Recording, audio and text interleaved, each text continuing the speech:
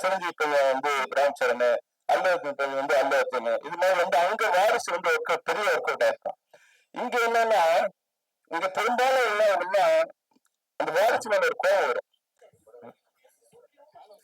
வெட்டு திரைப்படத்திற்கு இசை வெளியீட்டிற்கு வருகை தந்துள்ள பத்திரிகையாளர்கள், உறவியாளர்கள், நண்பர்கள், சகோதரர்கள் மற்றும் வெற்றி திரைப்பட குழுவின் அனைத்து தொழில்நுட்ப கலைஞர்களுக்கும், மேடையில் இருக்கின்ற என்னுடைய நண்பர்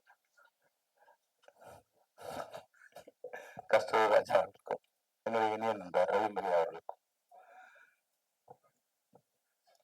அண்ணா ராஜசேகர் அவர்களுக்கும், தயாரிப்பாளர் வேங்கை ஐயனார் அவர்களுக்கும், பிரேம்நாத்துக்கும் என்னுடைய இதயம் கணிந்த நன்றி, வாழ்த்துக்கள். உண்மையாவே இந்த திரைப்படத்தை நான் முதல்ல வந்து பிரேம் என்ன கூப்பிட்டாரு வந்து, இது மாதிரி நீங்க வரணும்னா, பெரும்பாலும் வந்து நான் கிளம்பிக்கும் போது 2-3 விஷயங்களை வந்துதான் அது ஒன்று. ஏன்னா நிறைய ஒரு சின்ன பழமொழி இருக்கு, நாய்க்கு வேலை இல்லை ஆனா நிக்க நேரம் இல்லை மாதிரி.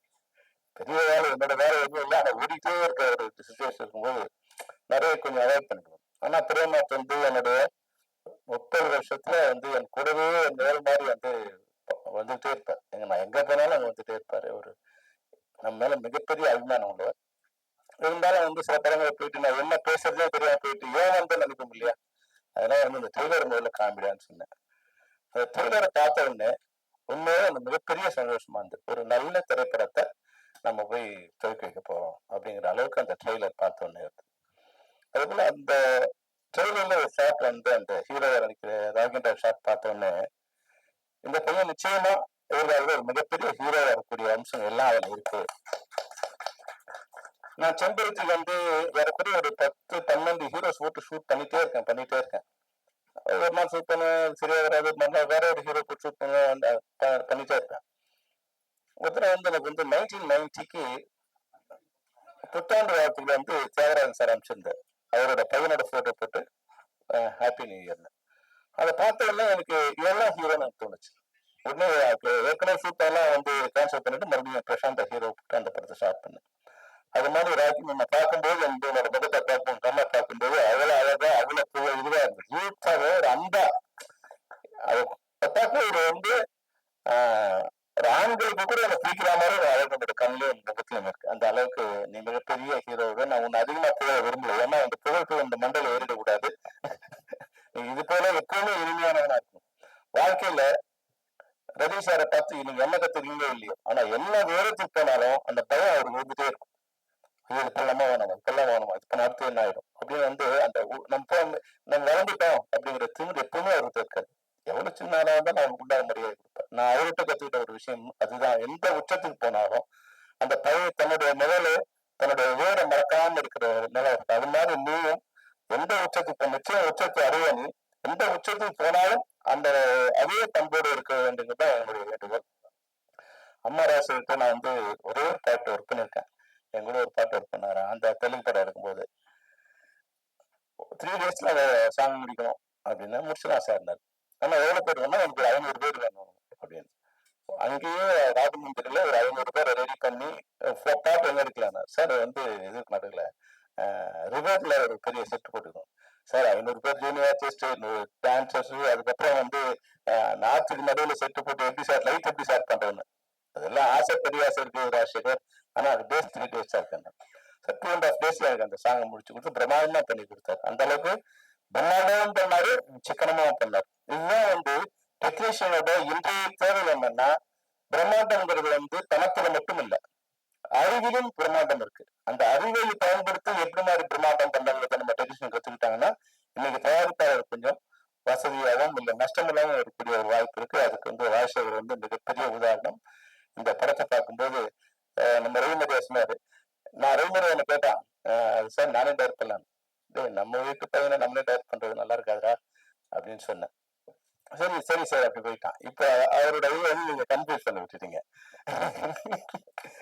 அதனால ரவி பாரு, அவர் தமிழ்ல இன்ட்ரடியூஸ் பண்ணல பையனை, தெலுங்குல இன்ட்ரடியூஸ் பண்ணாரு. தெலுங்குல வந்து எப்பவுமே வாரிசு இப்ப வந்து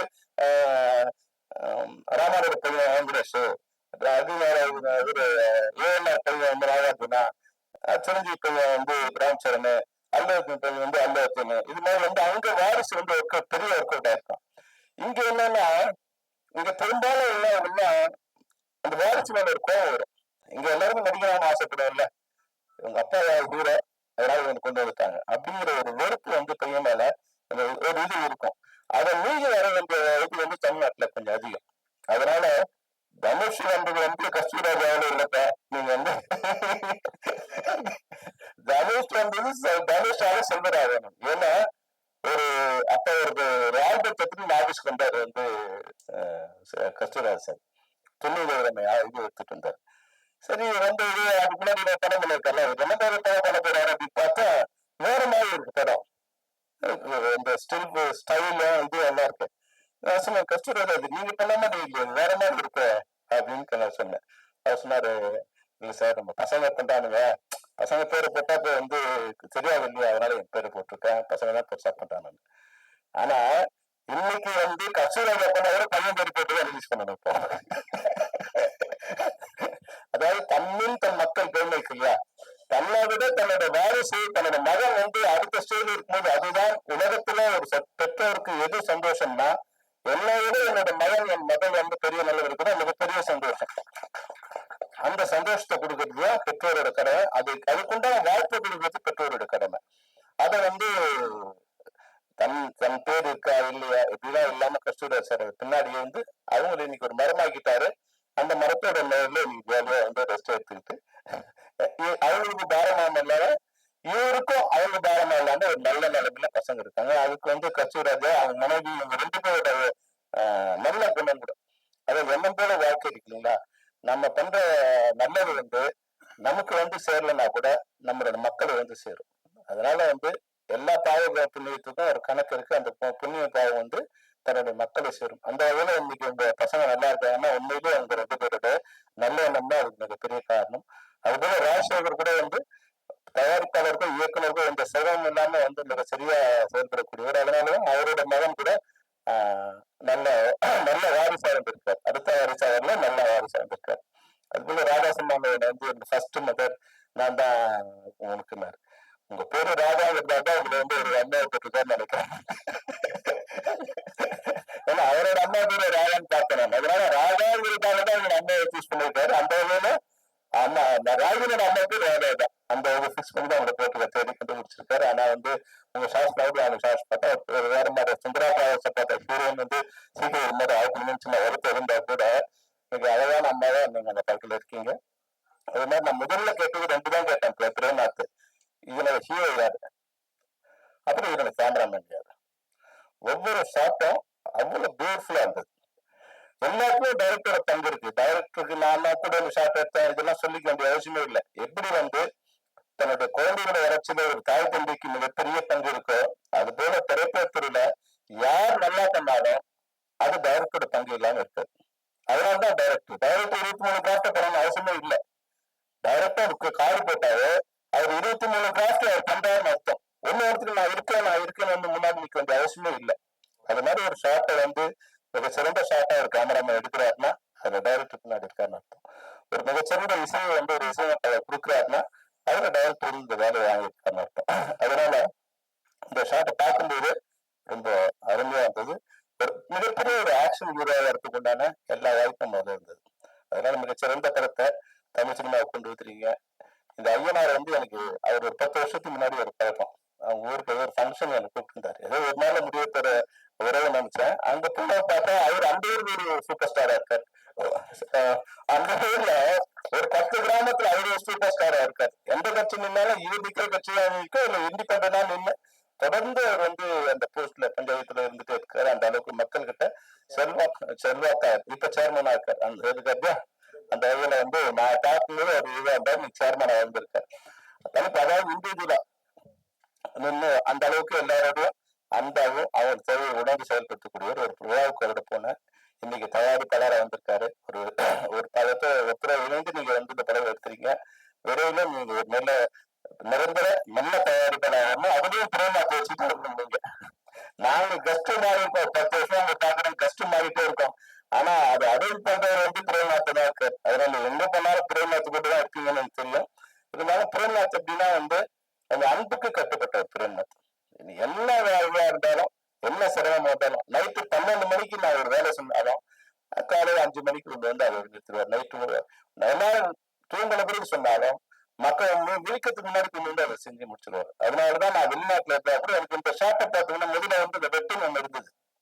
அது பார்க்க இந்த ரெப்படா பழைய மாஸ்டரங்களோட இது மாதிரி இருந்தது. இப்ப சேஞ்சா இருக்கு, அதனால கொஞ்சம் சேஞ்ச் பண்ண நல்லா இருக்கும் அப்படின்னு சொன்னா அதுல ஒரு ஷார்ட் ஒரு டைலாக் எனக்கு ரொம்ப பிடிச்சிருந்தது. அதாவது வந்து காதலியாக சாக பார்த்திருப்போம், ஆனா அம்மாவுக்காக சாக ஹீரோ பார்த்திருக்கீங்களான்னு. அப்போ இது அம்மாவை பேஸ் பண்ண ஒரு கதையா இருக்கும் அப்படின்னு வந்து அம்மா மூலமாவே அந்த டைட்டில் சரி பண்ணா நல்லா இருக்கும். சின்ன ஒரு ரஃபா ஒண்ணு, ஏன்னா இவருக்கு நான் சொல்லி அது முக்கால் டிசைன் எனக்கு புரியாது. அதனால எனக்கு வந்து மேக்ஸ் நல்லா தெரிஞ்ச ஒரு தம்பாவிட்ட வீடியோ கால் பண்ணி கொடுத்து ஒரு ஐடியா சொன்னேன். அது நல்லா இருந்தா பாராட்டுங்க, நல்லா இருந்தாலும் அந்த விமர்சனத்தை நான் எடுத்துக்கிறேன். ஏன்னா ஒரு சின்ன ஒரு ஐடியா, அந்த ட்ரெய்லரை பார்க்கும்போது இந்த நிகழ்ச்சியில நம்ம கலந்துக்கணும், இதுல நம்ம கான்ட்ரிபியூஷன் இருக்கணும். இதுல எப்பவுமே ஜெயிக்கிற கட்சிக்கு தான் நிறைய பேர் ஓட்டு போடுவாங்க. நம்ம ஜனங்கள்ல ஒரு 30% வந்து கட்சி சார்பா போடுவாங்க. அதை 40% என்ன பண்ணுவாங்கன்னா எந்த கட்சி ஜெயிக்கும், என் ஓட்டு வந்து வேல்யூபிளா இருக்கணும்னு. எப்ப ஓட்டு வேல்யூபிளா இவனுக்கு போறேன்னு இல்ல சார், இதுதான் ஜெயிக்கிற மாதிரி இருக்கு, அதனால அப்போ அந்த சதவீதம் 40%, அதுதான் வந்து தமிழ்நாட்டை வெற்றி தோல்வி தீர்மானிக்கும். அது போல இது கூட நம்ம ஒரு சிறப்பு எடுக்கணும்னா 2-3 விஷயங்கள் இருக்கு. ஒண்ணு பிரேம்நாத் மேல இருக்கிற ஒரு தனிப்பட்ட அன்பு, அந்த அன்புக்கு சரி கூப்பிட்டாரு வந்தாரு வாழ்த்துட்டு போயிடுவோம்னு நினைப்போம். ஆனா அந்த படத்தை பார்க்கும்போது அதுல வந்து ஒரு படைப்பாளியா நான் என்னோட சிறப்பை செலுத்தணும்னா அந்த படம் என்னை வந்து கலந்து இருக்கணும், என்னை வந்து அதை வந்து என்னோட மைண்டுக்கு ஏறி இருக்கணும். அந்த வகையில வந்து அந்த ட்ரெய்லர் பார்த்தோன்னே இதுல நம்ம ஏதாவது பண்ணலாம் அப்படிங்கிற அளவுக்கு நிச்சயமா அந்த ட்ரெய்லர் பெருமைக்காக சொல்ல புகழ்ச்சிக்காக சொல்லல, அந்த ட்ரெய்லர் வந்து உண்மையாக எனக்கு பிடிச்சிருந்தது. அந்த படமும் ஒரு ஸ்டைலா இருக்கும். ஏன்னா அந்த ரணம் படம் பார்த்துருக்கிறேன், அம்மா ராஜசேகரோட படம் பார்த்துருக்கேன். அது வேற மாதிரி ஒரு ஸ்டைலா இருந்தது. அவர் வந்து ஒரு 300 படத்துக்கு டான்ஸ் மாஸ்டர் ஒர்க் பண்ணியிருக்காரு. அந்த வகையில டைரக்ஷன் எப்படி ஷார்ட் எப்படி இருக்கணுங்கிறது தெரியும். அதுக்குள்ளே அந்த ஒரு பாடலுக்குள்ளே வந்து ஒரு கதையை கொண்டு வர ஃபர்ஸ்ட் டெக்னிக்கா வந்து எனக்கு தெரிஞ்ச ராசியில தான் கொண்டு வந்தார். உண்மைதான் கொண்டு தானே தெரியுது. யானறிந்த மொழிங்கிற மாதிரி யானறிந்த சினிமாவில ஒரு பாடலுக்குள்ளே ஒரு கதையை கொண்டு வருகிற டெக்னிக் வந்து ராஜசேகர் பூத்திருந்தார். அந்த வகையில ஒரு பாடலுக்குள்ளே கதையை கொண்டு வருவார், ஒரு திரைப்படத்துக்குள்ள மிகப்பெரிய கதையை கொண்டு வருவான்னு நினைக்கிறேன். இந்த கதை ஒரு சிம்பிள் ஸ்டோரி மாதிரி தெரிஞ்சது, ஆனா ஒரு பெஸ்ட் ஸ்டோரி. இந்த திரைப்படத்தின் மூலமாக நிச்சயமாக தமிழ் சினிமாவுக்கு ஒரு நல்ல தயாரிப்பாளர், ஒரு நல்ல ஹீரோ, ஒரு நல்ல அம்மா எல்லாமே கிடைச்சிருக்காங்க. உங்க அனைவருக்கும் என்னுடைய மனமார்ந்த வாழ்த்துக்கள். வாழ்க. நன்றி, வணக்கம்.